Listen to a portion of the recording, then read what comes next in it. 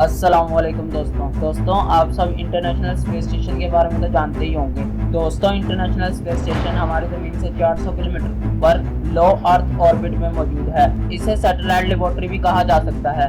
दोस्तों international space station में दुनिया भर के एस्ट्रोनॉट माइक्रोग्रेविटी, एस्ट्रोबायोलॉजी, एस्ट्रोनॉमी और फिजिक्स से रिलेटेड एक्सपेरिमेंट करते हैं। दोस्तों ISS के पहले वर्किंग मॉड्यूल को 1998 में लॉन्च किया गया था और अब तक इसको पूरे 24 साल हो चुके हैं और ये अब स्पेस में 24 साल गुजारने के बाद अपने दी एंड पे है। और अब नासा का कहना है कि इसको 2031 में जमीन के साथ टकरा कर क्रैश कर दिया जाएगा। दोस्तों इतने बड़े स्पेस स्टेशन को क्रैश करना क्या सही होगा?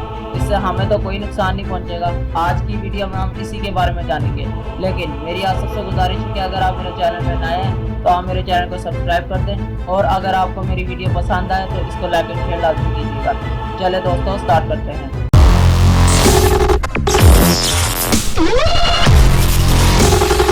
दोस्तों इंटरनेशनल स्पेस स्टेशन हमारी ज़मीन के लो अर्थ ऑर्बिट में एक हैबिटेबल सैटेलाइट है।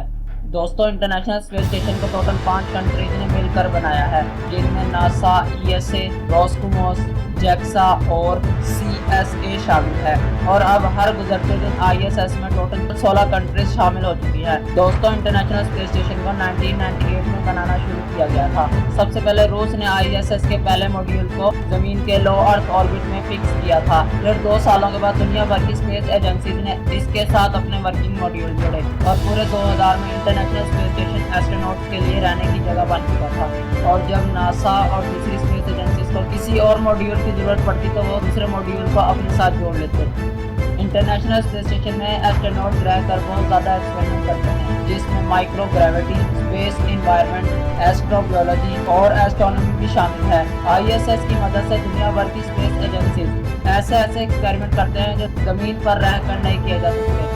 और इससे हमें ये भी पता चलता है कि स्पेस में रहने से इंसानी जिस्म पे क्या असर होता है। अब तक ISS में टोटल 19 कंट्रीज के 250 एस्ट्रोनॉट्स जा चुके हैं। इन एस्ट्रोनॉट्स का ताल्लुक अमेरिका, रूस, जापान, कनाडा और जर्मनी से था। ISS का टोटल स्पेस में अब तक 24 साल हो चुके हैं और इसी वजह से इसको कई टेक्निकल इश्यूज का भी सामना करना पड़ा था, और जिससे ये वाज़ेह होता है कि ISS अब अपने लास्ट स्टेज पर है। इसीलिए नासा ने 2031 तक इसको ज़मीन पर क्रैश करने का फैसला किया है। कुछ अर्से पहले नासा ने एक न्यूज़ पब्लिश की थी, जिसमें नासा ने कहा है कि हम ISS के ऑपरेटिंग टाइम को 2024 से लेकर 2030 तक बढ़ा रहे हैं और 2031 में हम इसे क्रैश कर देंगे। और इस अनाउंसमेंट के बाद नासा के एस्ट्रोनॉट्स ने इसके लास्ट 8 साल पर काम करना शुरू कर दिया है। दोस्तों इतने बड़े स्ट्रक्चर को आखिर गिराया कहाँ जाएगा? दोस्तों नासा का कहना ये है कि हम इसको 2025 तक बिल्कुल सही तरीके से वर्क करने देंगे, लेकिन 2025 के बाद हम इसको इसके असल ऑर्बिट से कम कर जमीन की तरफ लाना शुरू कर देंगे और 2030 तक मुसलसल ऐसा ही किया जाएगा। और जून 2030 से लेकर नवंबर 2030 तक इंटरनेशनल स्पेस स्टेशन के साथ 3 कार्गो शिप्स को जोड़ा जाएगा। ये कार्गो शिप अपने फ्यूल की मदद से ISS की स्पीड को स्लो करेगा। अभी ISS जमीन से 403 किलोमीटर ऊपर है और 2031 के स्टार्ट में ISS तकरीबन 280 किलोमीटर जमीन से ऊपर होगा। ISS को पैसिफिक ओशन में न्यूजीलैंड और कोस्ट ऑफ चिली के दरमियान पॉइंट नीमो में गिराया जाएगा। स्टार्टिंग में ISS अपने इंजन को बंद कर देगा और फिर एक कंट्रोल मैनर में हमारी जमीन के ऑर्बिट में दाखिल होगा। साइंटिस्ट का कहना है कि इंटरनेशनल स्पेस स्टेशन का ज़्यादातर हिस्सा हमारे एटमॉस्फेयर में ही जलकर तबाह हो जाएगा। जो बाकी इससे बच जाएंगे वो पॉइंट नीमो में क्रैश हो जाएंगे।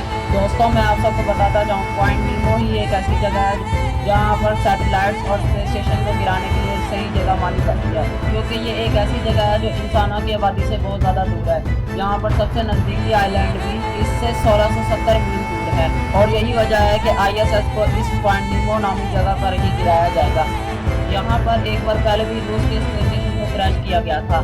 दोस्तों नासा चाहती है कि फ्यूचर में प्राइवेट कंपनीज इस तरह के बड़े बड़े स्पेस स्टेशन बनाकर उनको ऑपरेट करे, जिसकी वजह से नासा बहुत बड़ी बड़ी प्राइवेट कंपनीज को फंड भी दे रही थी, ताकि इसकी वजह से प्राइवेट कंपनीज के पास लो अर्थ ऑर्बिट में काम करने के लिए ज़रूरी नॉलेज, स्किल्स और रिसोर्सेज मौजूद हों।